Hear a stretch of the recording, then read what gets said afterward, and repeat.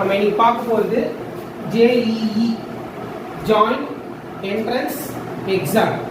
Okay, so இது வந்து இப்போ நிறைய இதில் சிபிஎஸ்சி ஸ்கூல்ஸில் படிக்கிற பசங்க நிறைய பேர் என்ன பண்ணுறாங்க, ஒன்று JEE எழுதுறாங்க, இல்லைன்னா என்ன பண்ணுறாங்க, பயாலஜி ஸ்டூடெண்ட்டாக இருந்தால் நீட் போகிறாங்க. ஓகே, IIT போகணும் அப்படின்னு சொல்கிறவங்க என்ன பண்ணுறாங்க, JEE எழுதுறாங்க. ஓகே, ஸோ நம்ம வந்து JEEனா என்ன அப்படின்னு பார்த்தோம்னா, இது வந்து ஒரு இன்ஜினியரிங்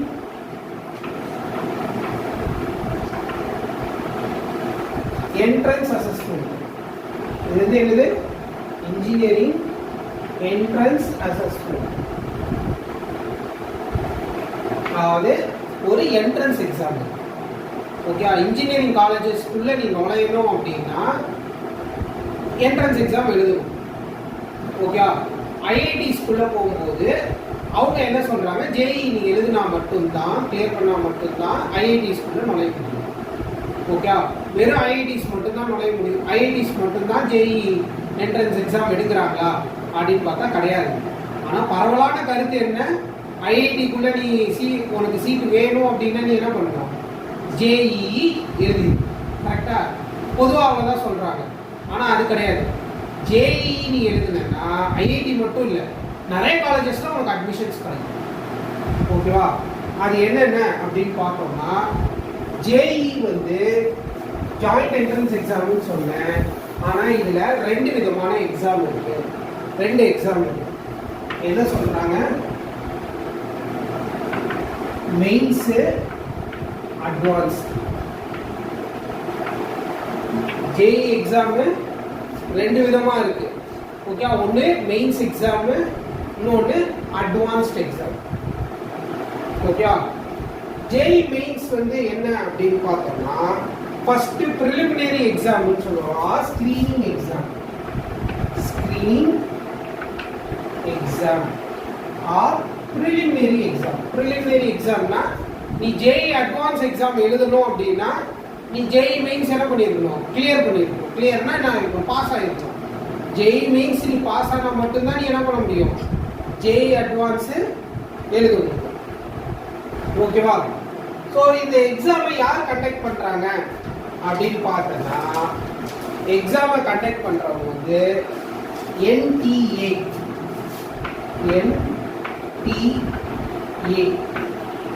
ஞாபகம் வச்சுக்கோ, நேஷனல் டெஸ்டிங் ஏஜென்சின்னு பேரு. என்ன பேரு, national testing agency. National testing agency. Okay, இவங்க தான் என்ன பண்றாங்க, இந்த JEE எக்ஸாமை கண்டக்ட் பண்றாங்க. ஓகே, இது எப்படி சொல்றாங்கன்னா, JEE மெயின்ஸ் வந்து ரெண்டு டைம் நடக்கும், twice a year. ரெண்டு தடவை நடக்கும். ஒன்று வந்து ஜனவரி, அப்படி இல்லைன்னா ஏப்ரல். ஜனவரி அப்படி இல்லைன்னா ஏப்ரல். ஓகே, நீ ரெண்டுமே அட்டன் பண்ணலாம்.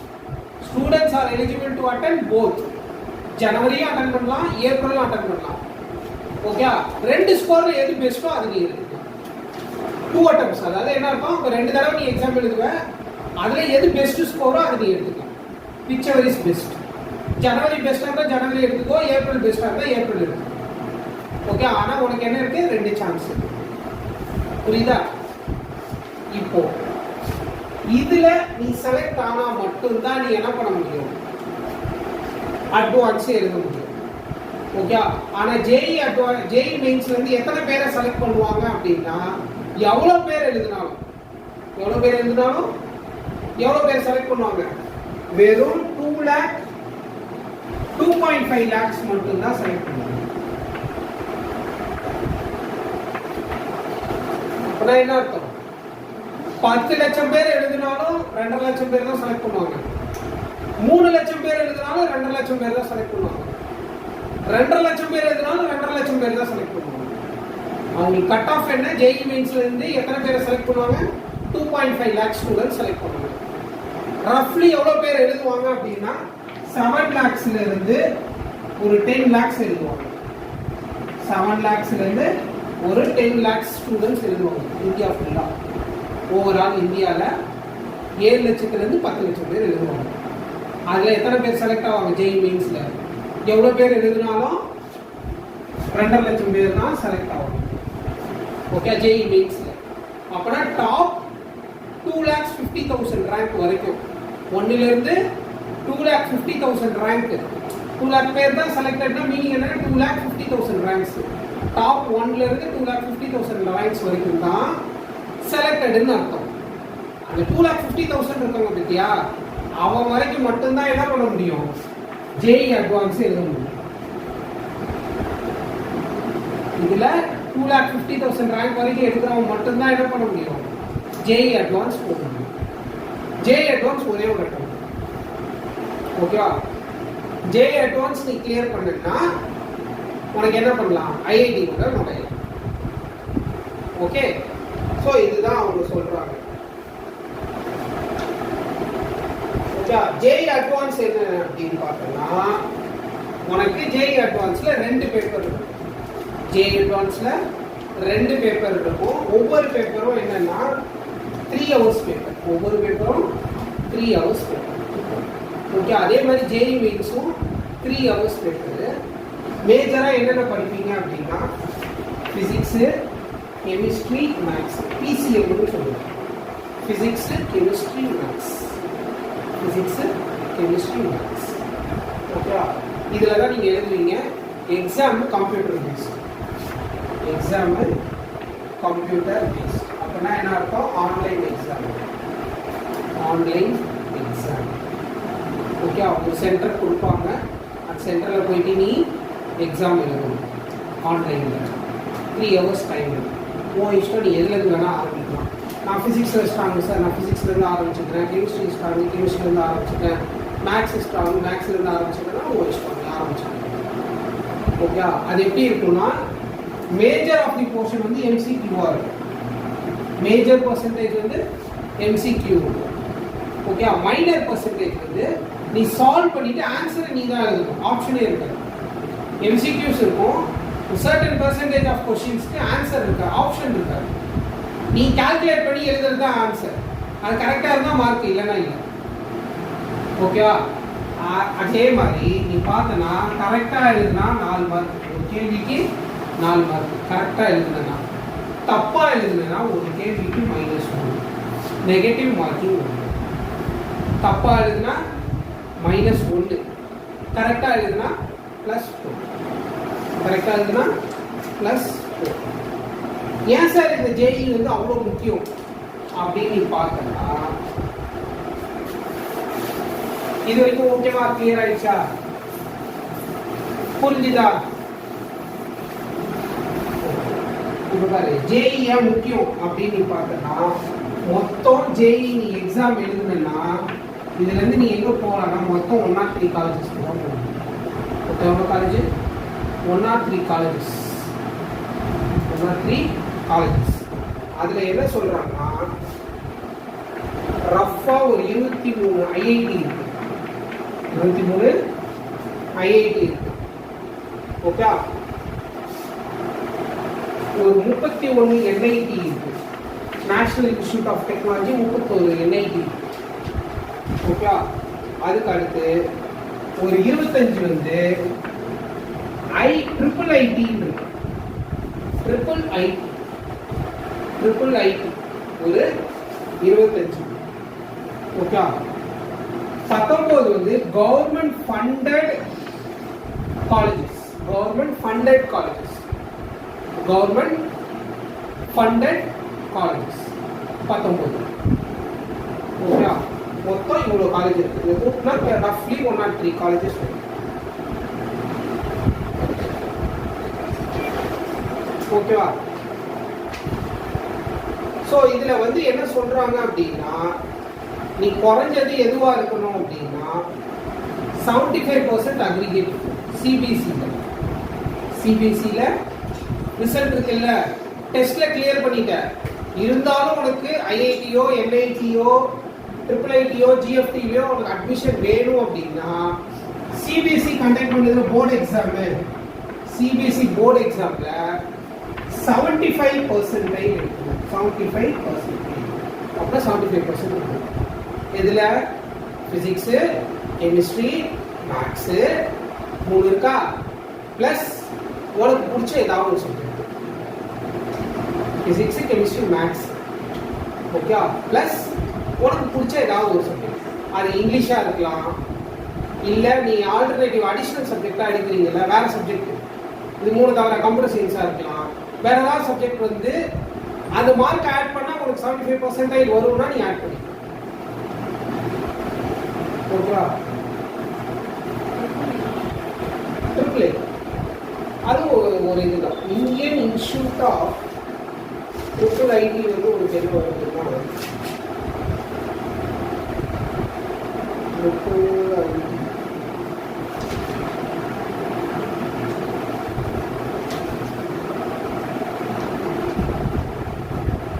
நான் சொல்றேன் ட்ரிபிள் ஐடி இருக்கு, ஓகே.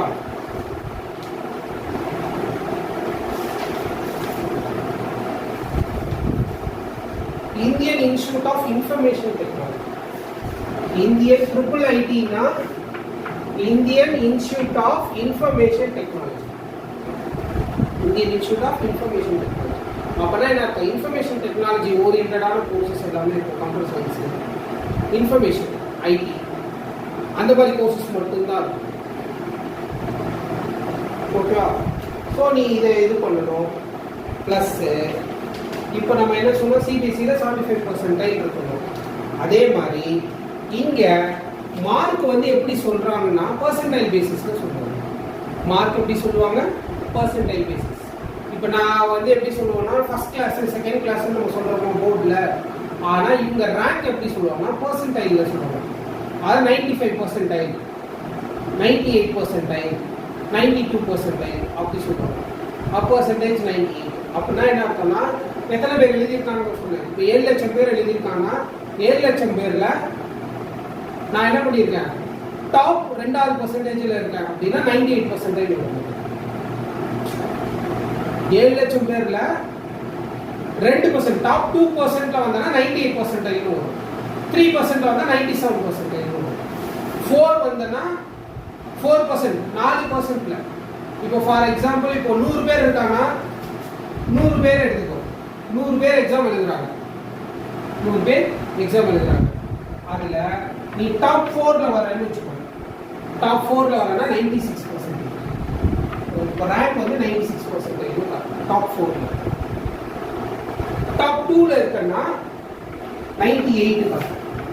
டாப் 3ல இருக்கன்னா என்ன பார்க்கணும், 97 பார்க்கணும். டாப் 1ல இருக்கன்னா 99 பார்க்கணும், 100 பார்க்கணும். நீ தான் ஒண்ணு இல்லை, உனக்கு அடுத்து மீதி 99% தானே இருக்கும், கரெக்டா. ஸோ அது மாதிரி காட்டும், ஓகே. இதுல வந்து என்னன்னா பர்சன்டைல் பேசிஸ்ல தான் இருக்கு, ஓகே. மொத்தம் எவ்வளவு மார்க்னா 300 மார்க்ஸ். மொத்தம் எவ்வளவு மார்க்கு 300 மார்க்ஸ். ஜேஇ மீன்ஸ் மொத்தம் 300 மார்க்ஸ். ஸோ 300 மார்க்ஸ்ல எப்படி இருக்கும்னா Physics 25 questions, Chemistry 25, Maths 25, ஒரு கொஸ்டினுக்கு correct mark 4. 100 ஆயிச்சா?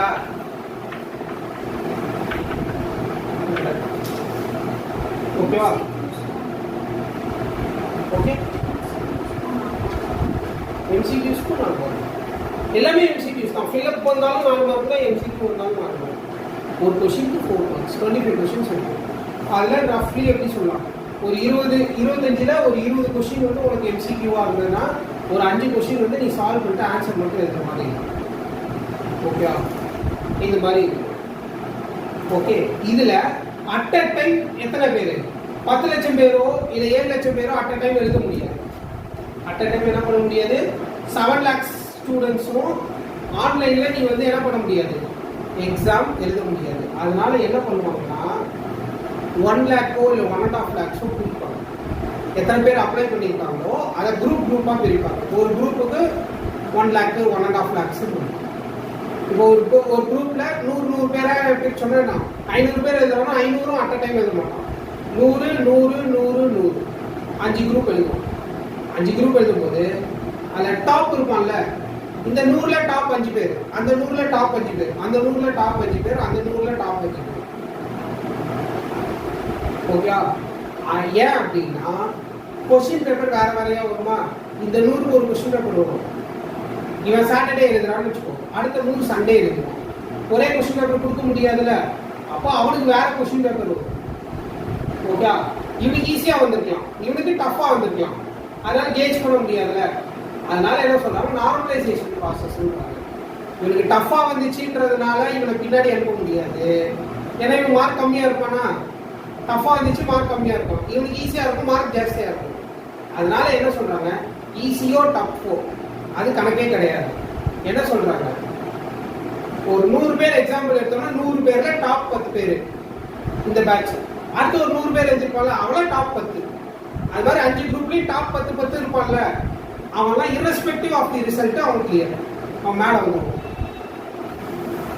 ரேங்க்ல first rank second rank அதுல வந்துடுவாங்க irrespective ஆஃப் இது. ஏன்னா பேட்ச் கொஸ்டின் பேப்பர் மாறுது இல்ல, டஃபா இருக்கலாம் ஈஸியா இருக்கலாம்ல, அதனால அதுல இருக்க டாப் 10 பேர் வந்து என்ன ஆயிடுவாங்க.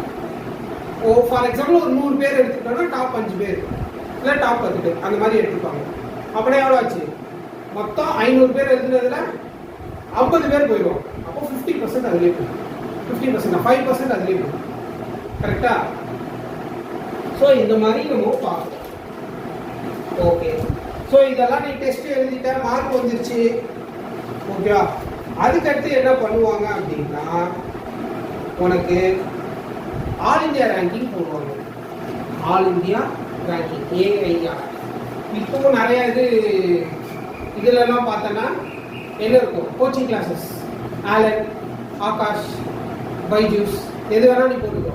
எல்லாத்துலேயும் என்ன சொல்லுவாங்க, என்கிட்ட படித்த student AIR 2700, AIR first rank, AIR 300 அப்படின்னு போடுவானா, அது என்னன்னா all India ranking.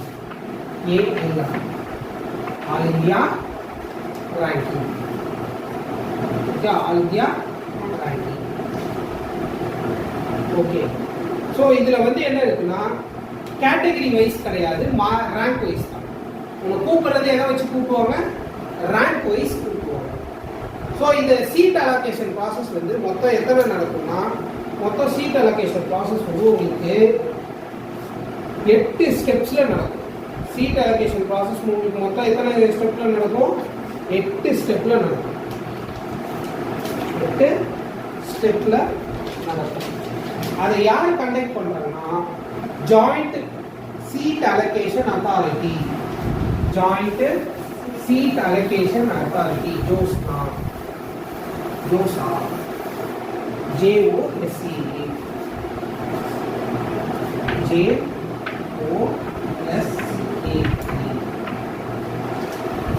Joint seat allocation authority, JoSAA. Okay, இது என்ன பண்ணுவோம்னா மொத்தம் 6 step, 6 to 8 steps, 6 to 8 rounds, 6 to 8 rounds. ஒவ்வொரு ரவுண்ட்லையும் ஃபில்டர் ஆகிட்டே வருவாங்க. ஒரு சிலருக்கு அட்மிஷன் ஆகிட்டே வந்துட்டே இருக்கும், ஒவ்வொரு இதுலேயும் ஒரு சிலருக்கு அட்மிஷன் ஆகிட்டே. ஓகேவா? இந்த அலாட்மெண்ட் எதை பேஸ் பண்ணி இருக்கும் அப்படின்னு பார்த்தோன்னா, ஃபர்ஸ்ட் ரேங்க், அப்புறம் கேட்டகரி. ஃபர்ஸ்ட் ரேங்க், நீ ஃபர்ஸ்ட் ரேங்க் எடுத்துட்டனா you are directly eligible. Okay, ஆனா நீ இப்போ வந்து 1000 ரேங்க் எடுத்திருக்க, 1000 ரேங்க், அப்போ உனக்கு ஒரு ஆப்ஷன் இருக்கும், கேட்டகரி ரேங்க்னுவாங்க. கேட்டகரி ரேங்க்னா கம்யூனிட்டி ரேங்க். ஓகே, கம்யூனிட்டி ரேங்க்னா அப்போ மட்டும் தான் நம்ம பார்ப்பாங்க. என்ன சொல்லுவாங்க, general quota, OBC, okay, MBC, BC அதெல்லாம் வருதுல்ல அது, அப்புறம் SC ST quota. General quota, OBC quota, SC ST quota. Okay, இந்த கோட்டா ரேங்கிங்கும் தனியாகும். ஸோ என்ன ஆகும், ரேங்க் உனக்கு பின்னாடி இருக்கும். ஆனால் கம்யூனிட்டி வைஸ் பார்த்தோன்னா உன் கம்யூனிட்டி ரேங்கிங், அதாவது உன் கம்யூனிட்டியில் எத்தனை பேர் எழுதியிருக்காங்கன்னு இருப்பாங்கல்ல, அதில் நீ முன்னாடி இருந்தாலும் உனக்கு ப்ரிஃபர்ட் ஆகும். ஓகே, அதுவும் பார்ப்பாங்க. அப்புறம் ப்ரிஃபரன்சஸ்னா நீ என்ன ப்ரிஃபர் பண்ற, என்ன குரூப் ப்ரிஃபர் பண்ற, என்ன காலேஜ் ப்ரிஃபர் பண்ற, அதெல்லாம் இருக்குல்ல, அதுபடியும் உனக்கு சீட் கிடைக்கிறதுக்கான பாசிபிலிட்டி ஜாஸ்தி. ஓகேவா? ஸோ அதுக்கப்புறம் நீ என்ன பண்ணணும், சீட் ஒன்ஸ் உனக்கு கிடச்சிருச்சுன்னா என்ன பண்ணணும், அக்செப்டன்ஸ் ஃபீஸ் கொடுக்கணும், காலேஜில் போய் ஒரு சர்டிஃபிகேட்ஸ்லாம் வெரிஃபை பண்ணிட்டு அட்மிஷன் நீ கொடுக்கணும். ஓகே, இதுதான் ப்ராசஸ். ஓகே, இப்போ உனக்கு ஐஐடிக்குள்ளே நுழையணும்னு வச்சுக்கோ. ஐஐடிக்குள்ளே நுழையணும் அப்படின்னா நீ கண்டிப்பாக ஜேஇ அட்வான்ஸ் முடிச்சிருக்கணும். Okay, plus JoSAA. இது வழியாக தான் நீ என்ன பண்ண முடியும், ஐஐடிக்குள்ள நுழைய முடியும். ஜோஸ்வான்றது ஒரு ஏஜென்சி, அவங்க தான் உனக்கு வந்து சீட் அலாட் பண்ணுவாங்க. நீ எடுத்துக்க ரேங்க் வச்சு கவுன்சிலிங் கூப்பிடுவாங்க. அந்த கவுன்சிலிங்ல அவங்க சொல்லுவாங்க இந்த காலேஜ் தான் நீ எலிஜிபிள் அப்படின்னு அவங்க சொல்லுவாங்க. அதில் நீ என்ன காலேஜ் வேணா சூஸ் பண்ணிக்கலாம். ஓகே, ஐஐடிக்குள்ள நுழையணும்னா ஜேஇ அட்வான்ஸும் முடிச்சிருக்கணும். ப்ளஸ் ஜேஇ அட்வான்ஸ் நீ முடிச்சாங்க ஜோஸா என்ன பண்ணுவாங்க, உன்னை கூப்பிடுவாங்க கவுன்சிலிங்க்கு. ஓகே, இப்போ ஃபார் எக்ஸாம்பிள் எடுத்துட்டேன்னா ஐஐடி மெட்ராஸ் தான் நம்பர் 1 இந்தியாவிலேயே. ஐஐடி மெட்ராஸ் தான் இந்தியாவிலே நம்பர் 1, ஆல் இந்தியாவில் நம்பர் 1. அப்போ உன் சான்ஸ் எவ்வளோ? அப்போ நீ டாப் எதில் இருக்கணும், 10க்குள்ளே இருக்கணும். ஆமாம், டாப் 1 ரேங்க் அவன் என்ன சூஸ் பண்ணுவான், பெஸ்ட் காலேஜ் தானே சூஸ் பண்ணுவான். பெஸ்ட் காலேஜ் தானே சூஸ் பண்ணுவான். அப்போ என்ன பண்ணுவான், யார் 1வது ரேங்க் இருக்கானோ அவன் ஐஐடி மெட்ராஸ் சூஸ் பண்ணுவான். ஏன்னா ஐஐடி மெட்ராஸ் தான் பெஸ்ட். அது மாதிரி சூஸ் பண்ணிங்கே வந்தா உனக்கு அப்போ அந்த காம்படிஷனுக்குள்ள நீ வரணும். ஐஐடிக்குள்ள எவ்வளோ இருக்கும் சீட்டு, ஒரு 3000 சீட்ஸ் இருக்கும், இல்லை ஒரு 5000 சீட்ஸே இருக்குன்னு வச்சுக்கோங்க. அப்போ நீ என்ன பண்ணணும், டாப் 5000க்குள்ள வரணும். அப்போதான் ஐஐடி மெட்ராஸ்க்குள்ள கிடைக்கும். இல்லைன்னா வேற ஏதாவது ஐஐடி கிடைக்கும், ஐஐடி கரக்பூர் கிடைக்கும், ஐஐடி பெங்களூர் இருக்கும். அப்புறம் ஐஐடி மெட்ராஸ் வேற காலேஜ், வேற ஐஐடிஸ் ஆஃபர் கொடுப்பாங்க. நீ ஆப்ஷன் டிக் பண்ணிட்டே வரும். ஓகேவா? அதனால என்ன பண்ணுவாங்க, இப்போ நம்ம எல்லாமே இதுதான் யோசிப்பாங்க. ஓகே, ஆனா இதோட இன்னும் ஒரு விஷயம் இருக்கு. என்னன்னா NIT, national institute of technology. National institute of technology. Okay, இதுலயும் நம்பர் 1 தமிழ்நாட்டில் தான் இருக்கு, திருச்சி. ஆர்இசி திருச்சி. திருச்சியில இருக்க என்ஐடி தான் நம்பர் 1. அதுக்கு எவ்வளோ சொல்லுங்க, திருச்சியில இருக்க என்ஐடி தான் நம்பர் 1 பெஸ்ட். ஓகே,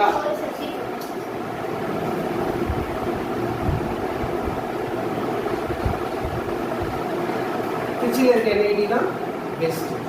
ஓகே, இதுல என்ன சொல்றாங்கன்னா ஸ்டேட் கோட்டான்னு ஒன்று. State quota.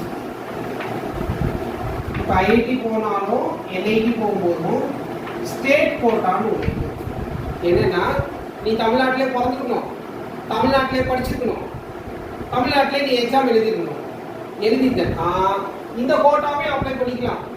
உன் கம்யூனிட்டி கோட்டாவே அப்ளை பண்ணிட்டு இந்த இதுக்குள்ள நுழையணும். அதுக்கு ஒரு பர்சன்டேஜ் வச்சுருப்பாங்க, 5%, 9% அந்த மாதிரி வச்சுருப்பாங்க. எவ்வளோ பர்சன்டேஜ் வச்சுருக்காங்களோ அந்த சீட். ஓகே, ஒரு கிளாஸ்ல இப்போ 60 பேர் இருக்காங்கன்னு வச்சுக்கோ. 60ல் 5 பேர் தமிழ்நாட்டிலே இப்போ படிச்சு என்ட்ரன்ஸ் எக்ஸாம் கிளியர் பண்ணவங்களுக்கு நீ கொடுக்கணும் அப்படின்னா எல்லா இதுலையுமே ஒரு பர்சன்டேஜ் இருக்கும். அந்த பர்சன்டேஜை நீ அவாய்ட் பண்ணிக்கலாம். ஒரு பர்சன்டேஜை நீ அவாய்ட் பண்ணிக்கலாம். அப்போதான் என்ன ஆகும், ஓவரால் கட் ஆஃப் மார்க்லேருந்து உன் மார்க் கம்மியாக இருக்கும். ஏன்னா நீ இந்த இதுலேயே இருக்கல, அந்த மார்க்கு சொல்ல மாட்டாங்க, உனக்கு ஒரு மார்க்கு சொல்லுவாங்க. அந்த மார்க்கை நீ வாங்கணும். ஓகே, அதே மாதிரி அதுதான் என்ஐடி. அப்புறம் ஜேஇ மெயின்ஸ் மட்டும் உனக்கு இருந்தாலே போதும். சர்டன் இன்ஜினியரிங் காலேஜஸ்லாம் சீட்ஸ் கொடுப்பாங்க. சர்டன் இன்ஜினியரிங் காலேஜஸ்லாம் சீட் கொடுப்பாங்க. ஸோ ஜேஇ கஷ்டமா அப்படின்னு சொன்னா கஷ்டம் கிடையாது. பட் ஆனால் நீ வந்து என்ன பண்ணணும், ஒர்க் ஹார்ட் பண்ணணும், பிளான் பண்ணி படிக்கணும் கரெக்டாக. ஓகேவா? பிளான் பண்ணி படிக்கணும். இட் இஸ் நாட் லைக் எப்படி சொல்றது, ஒரு நாள் நைட்டில் படித்து கிளியர் பண்ணக்கூடிய எக்ஸாம் கிடையாது. ஓகே, ஒரு மாதம் படித்து கிளியர் பண்ணக்கூடிய எக்ஸாம் கிடையாது. ஓகே, இது வந்து ரெகுலர் ஹார்ட் ஒர்க் வேணும், பிளானிங் வேணும், ஸ்டடி பண்ணது நிறைய டெஸ்ட் எழுதணும். ஓகே, ஏன் அப்படின்னு பார்த்தோன்னா ரொம்ப முக்கியம்.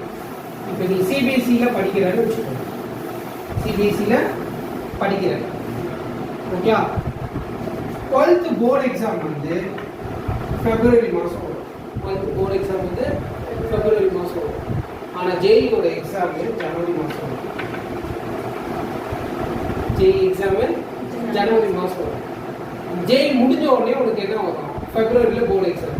நீ போர்டு எக்ஸாம் ப்ரிப்பேர் பண்ணிட்டு இருக்கும்போதே இதுக்கு நீ ப்ரிப்பேர் பண்ண. சரி, இது முடிஞ்ச உடனே என்ன பண்ணுவேன்? அடுத்த எக்ஸாம் ஏப்ரலில் வந்துடும். ஏப்ரலில் ஓகேவா? மே மாதம் உனக்கு ஜேஇ அட்வான்ஸ் வந்துடும். மே மந்த்து ஜேஇ அட்வான்ஸ் வந்துடும்.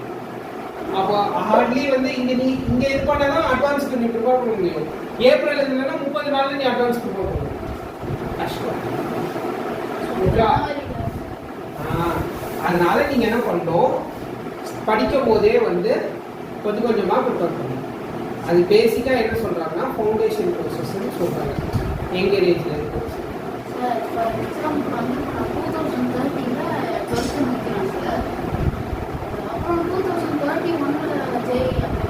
அதான் ஒரு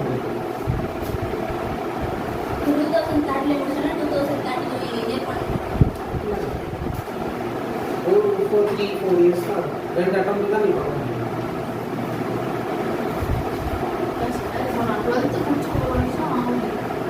அது பண்ணலாம்.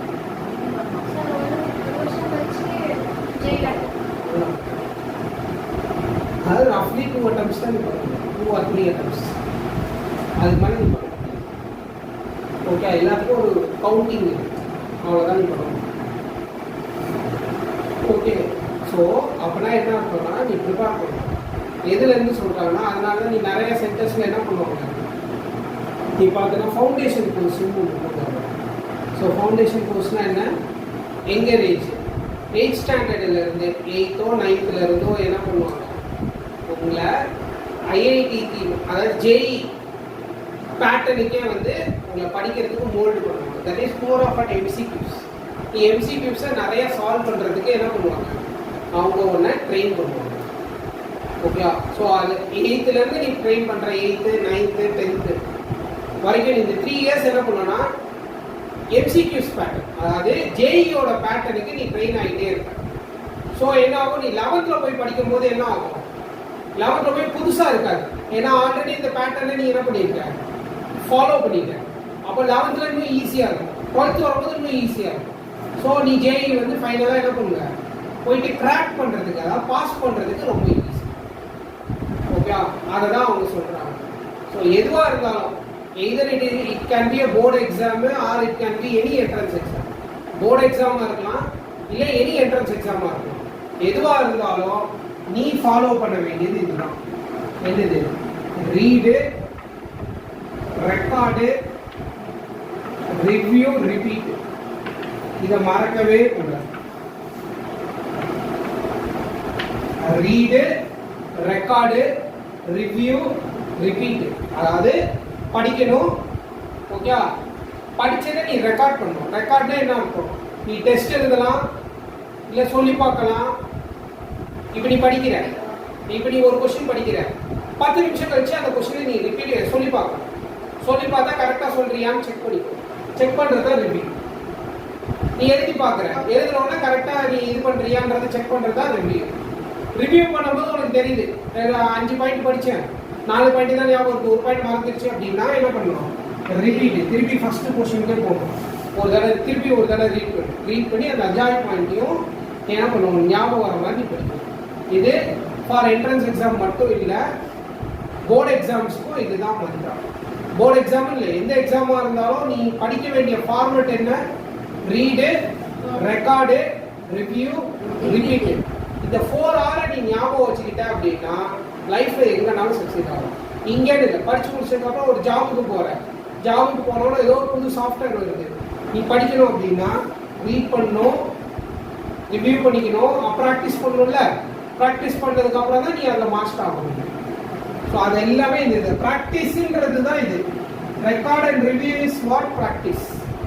Record, review, repeat is practice. Read, record, review is also part of practice. More practice more result.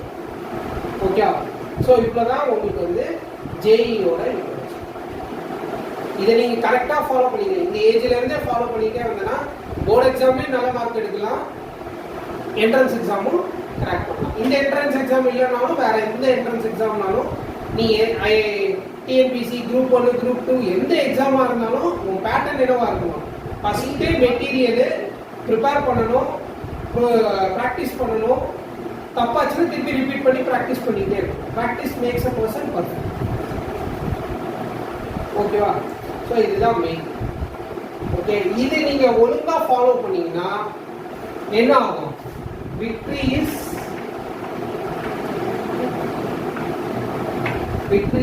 Certain.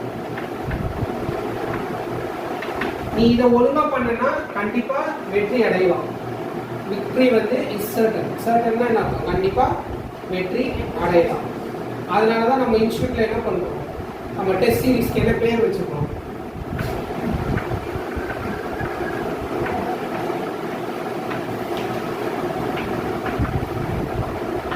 நம்ம இன்ஸ்டியூட்டோட டெஸ்ட் சீரிஸ் பேரு வாகை சூடவா.